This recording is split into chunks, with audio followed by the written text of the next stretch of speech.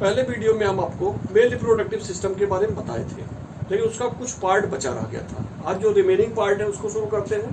ठीक है, male reproductive system में हम आपको टेस्टिस पे डिटेल बता चुके हैं। 1 पेयर टेस्टिस पाई जाती है, उस पर डिटेल बता चुके हैं। फिर है एसेसरी डक्ट।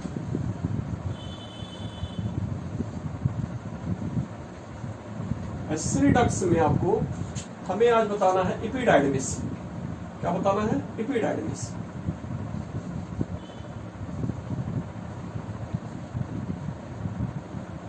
और किसके बारे में बताना है? Vas deferens. फिर आपको बताना है आज ग्लैंड्स के बारे में। ग्लैंड्स में भी आपको बताए थे seminal vesicle, prostate gland, Cowper's gland. फिर अगला जाएगा एक्सटर्नल जेनिटेलिया।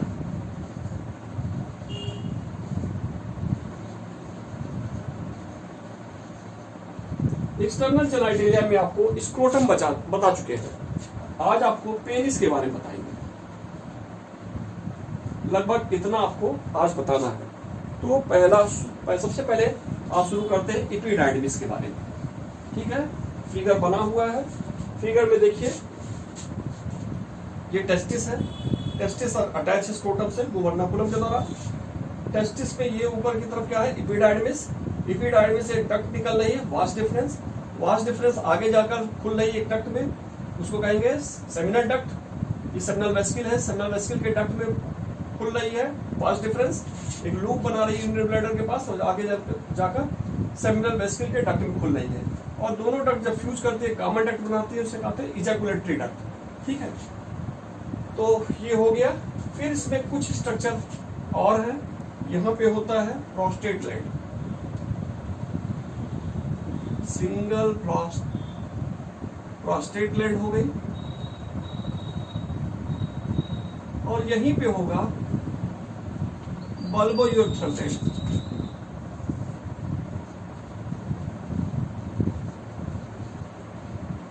प्रोस्टेट ग्लैंड और इसको कहेंगे बल्बोयूरेथ्रल ग्लैंड या काउपर्स ग्लैंड।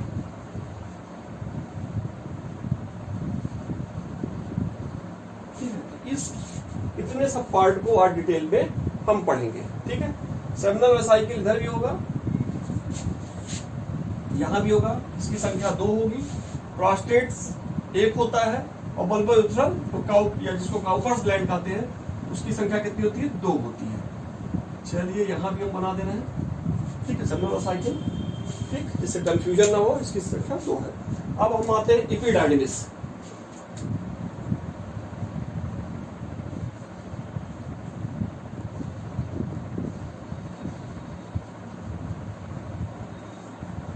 एपिडाइडमिस देखिए, एपिडाइडमिस को एम्ब्रियोनिक उल्फियन डक्ट भी कहा जाता है। इंपॉर्टेंट है, पूछा जाता है। क्या है?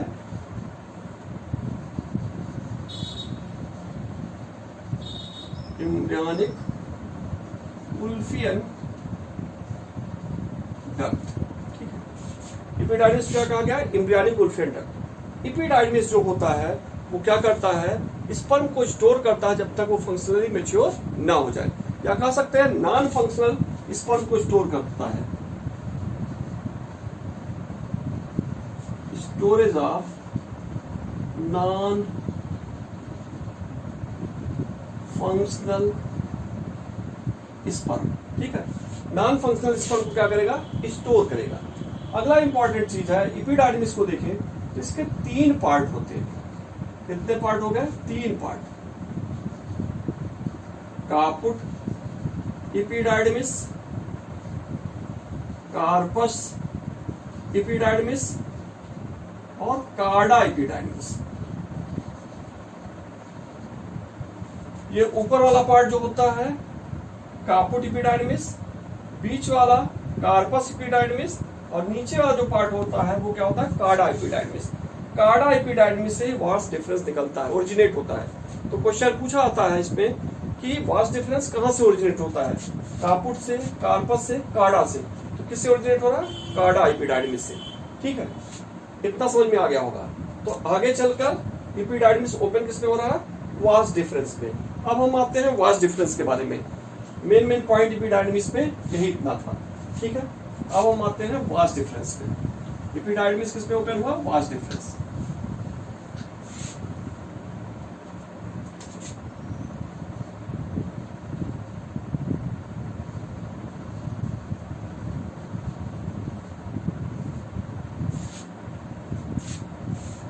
अगर वास डिफरेंस को हम देखें, ठीक है, तो वास डिफरेंस का काम क्या है?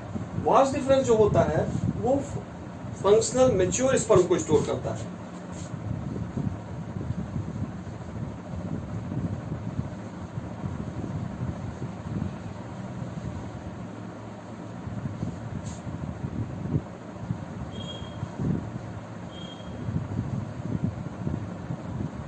ठीक है, फंक्शनल इमेच्योर स्पर्म को स्टोर करेगा कौन? Vas deferens.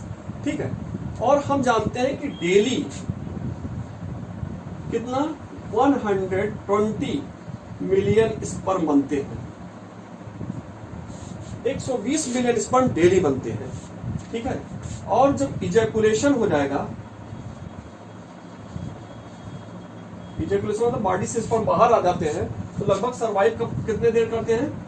24 to 48 hours.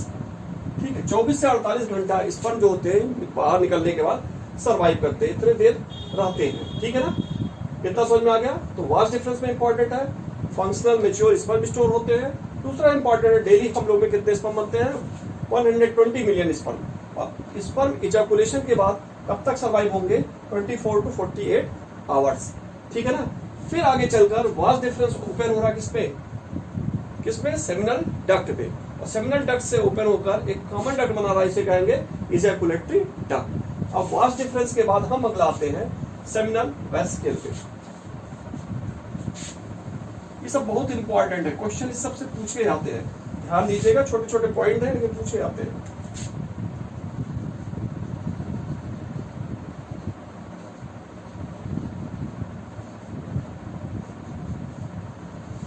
अगर सेमिनल वेसाइकिल को देखें तो इनकी संख्या कितनी होती है? 2 होती है, या कह सकते हैं 1 पेयर होती है। कितनी होती है इनकी संख्या? 1 पेयर होती है। और सेमिनल वेसाइकिल के अंदर एक फ्लूइड पाया जाता है, उसे कहेंगे सेमिनल फ्लूइड। और सेमिनल फ्लूइड पे बहुत सारे पदार्थ होते हैं। कौन कौन से पदार्थ कंटेन किया जाता है सेमिनल फ्लूइड? पहला फ्रुक्टोज, दूसरा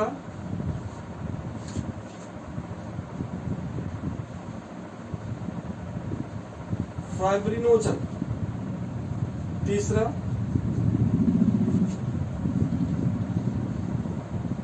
prostaglandins,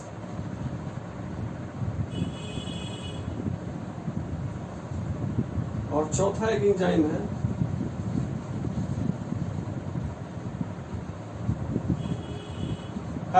hyaluronidase.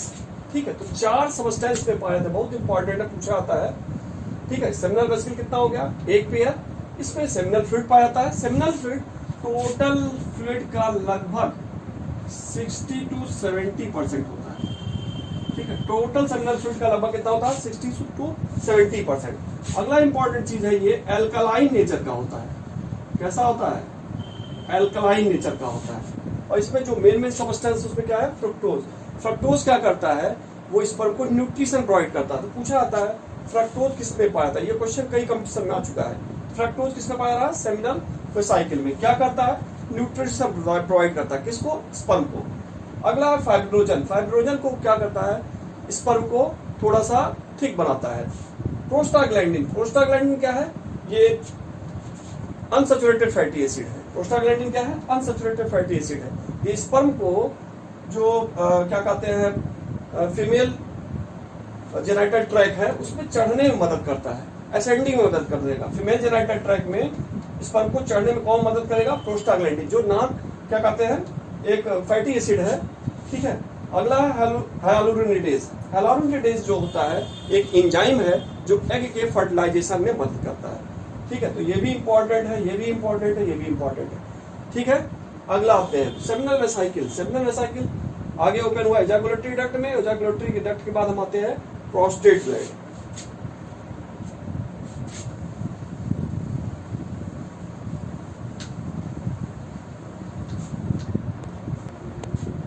Prostate gland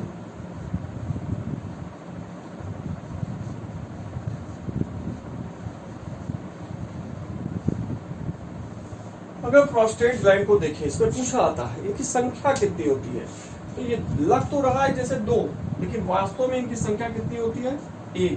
Cowper's gland की संख्या कितनी होती है, 2। ठीक है, ये कई लोग होते हैं लेकिन उसकी संख्या कितनी होती है, 1। तो सबसे बड़ी बात हो गई, प्रोस्टेट ग्लैंड की संख्या कितनी हुई, 1।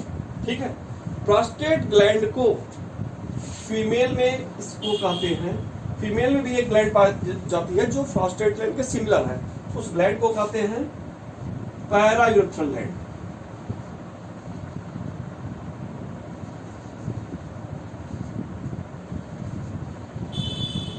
इसमें पाई जा रही है फीमेल में, जो सिमिलरिटी शो करती है किससे, प्रोस्टेट ग्लैंड। प्रोस्टेट ग्लैंड सिर्फ मेल में पाया जाता है, फीमेल में नहीं पाया जाता। फीमेल में ग्लैंड पाई जाएगी पैरायूरेथ्रल ग्लैंड, जो सिमिलरिटी शो करेगी किससे, प्रोस्टेट ग्लैंड से। ठीक है, इसको ग्लैंड ऑफ स्किनी भी कहते हैं, ग्लैंड ऑफ स्किनी। ठीक है, प्रोस्टेट ग्लैंड जो होता है टोटल सेमिनल फ्लूइड का लगभग 20 से 30% होता है। टोटल सेमिनल फ्लूइड का कितना होता है, 20 से 30% होता है। और प्रोस्टेट ग्लैंड जो सिक्रीशन होता है उसमें कैल्शियम आयन पाए जाएंगे, एसिड फास्फेटेज पाए जाएंगे,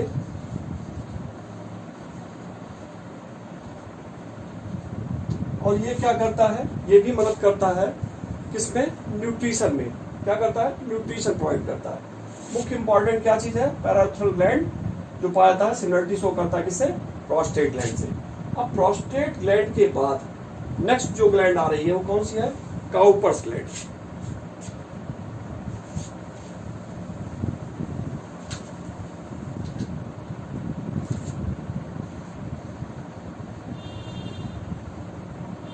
काउपर्स ग्लैंड या इसी को कहते हैं बल्बो यूरिथ्रल ग्लैंड। ये ग्लैंड सिर्फ और सिर्फ किसमें पाई जा रही है, मेल में पाई जा रही है। इसमें पाई जा रही है मेल में। संख्या कितनी होती है, 2। इनकी संख्या कितनी है, 2। ठीक है, दूसरा इंपॉर्टेंट चीज है, काउपर्स ग्लैंड सिमिलरिटी शो करता है फीमेल में। फीमेल में एक ग्लैंड पाई जाएगी बार्थोलिन ग्लैंड।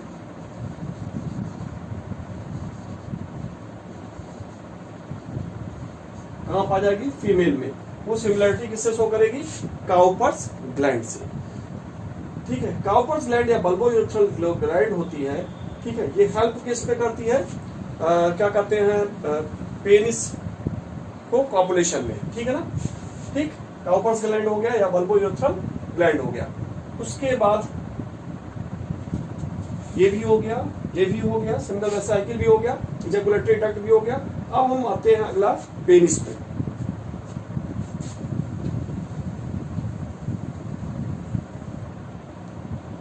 जो लास्ट हेडिंग है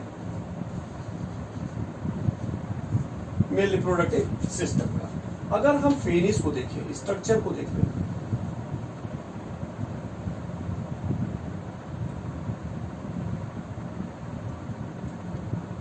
थोड़ा सा उतना अच्छा नहीं बन रहा है, लेकिन कोई बात नहीं, समझने से मतलब है।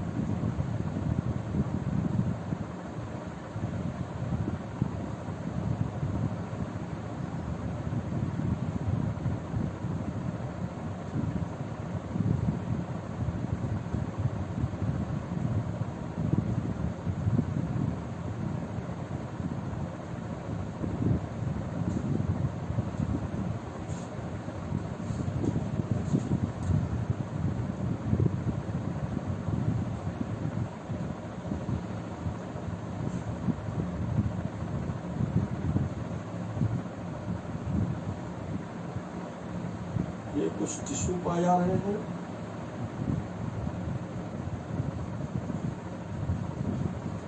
और बाहर एक स्किन पाई जाएगी।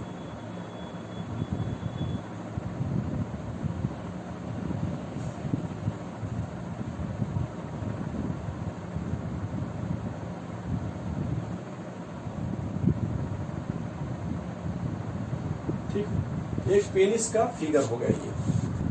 इसमें ये हो गया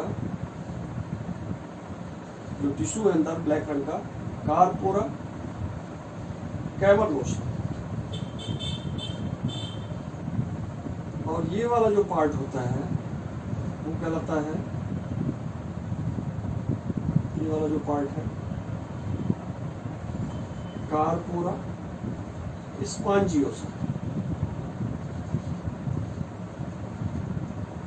ये हो गया ग्लांस पेनिस।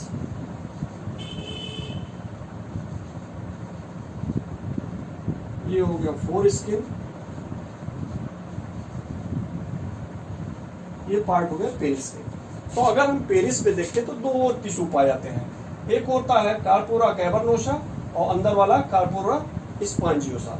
दूसरा इंपॉर्टेंट चीज है, बाहर की तरफ एक पतली थिन मेम्ब्रेन होती है, उसे क्या कहते हैं, फोर स्किन, जो आगे चलकर ग्लांस पेनिस को, कार्पोरा स्पॉन्जियोसा आगे चलकर ग्लांस पेनिस का निर्माण करता है। वो कवर्ड होता है किससे, फोर स्किन से। ठीक है, जो ग्लांस पेनिस का नेक रीजन होता है वहां पे ग्लैंड पाई जाती है। ठीक है, ग्लांस पेनिस का जो नेक रीजन होगा वहां पे ग्लैंड पाई जाएगी, उस ग्लैंड को कहते हैं टाइसन ग्लैंड।